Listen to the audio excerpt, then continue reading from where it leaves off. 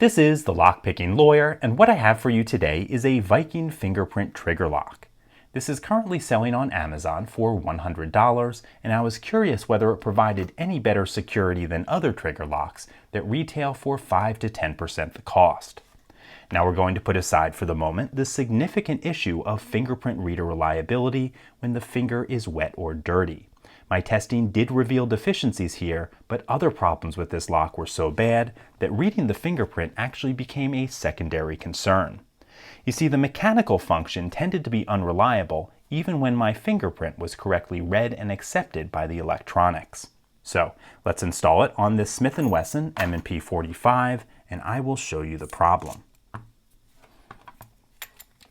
I'm going to install it snugly over the trigger guard here, but not quite as tight as I would normally install a trigger lock. You can see there's a fair bit of movement here. Now I'm going to use this finger, which I've already registered with the reader. Okay, that's red, which means it was rejected. Okay, now it's blue. It's been accepted, but it is not coming off. The only way to get it to come off is to squeeze the two halves of this together and then put my finger there, and it will come apart.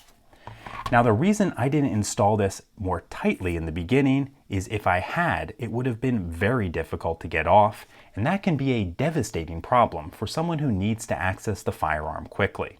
So it all comes down to how tightly the trigger lock is installed. Unfortunately, if I install it any looser, there are two more significant problems.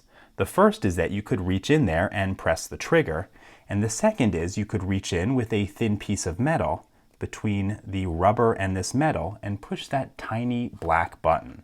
I've actually done it reaching through with a lock pick, and once you push that button, you can add and delete fingerprints. But as bad as all of that is, my more base concern is that this product fails my litmus test for firearm locks, and that is, can it be relied upon to stop a curious adolescent from firing the weapon? Unfortunately, the answer is no, because this mechanical lock is extremely easy to open. I'm going to install it back on the firearm and show you just how easy it is. Okay, let's put some bottom of the keyway tension in there. And I'm not even really going to try to pick this. I'm just going to put a pick in there and wiggle it around a little bit. And just that quickly we got it open.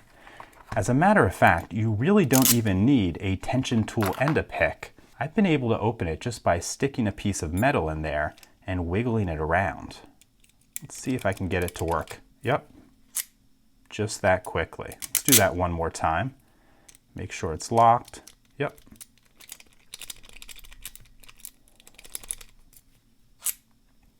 So, it should be clear that this is not a product that you can rely upon either to provide access to authorized users or deny access to unauthorized users. In any case, that's all I have for you today. If you do have any questions or comments about this, please put them below. If you like this video and would like to see more like it, please subscribe. And as always, have a nice day. Thank you.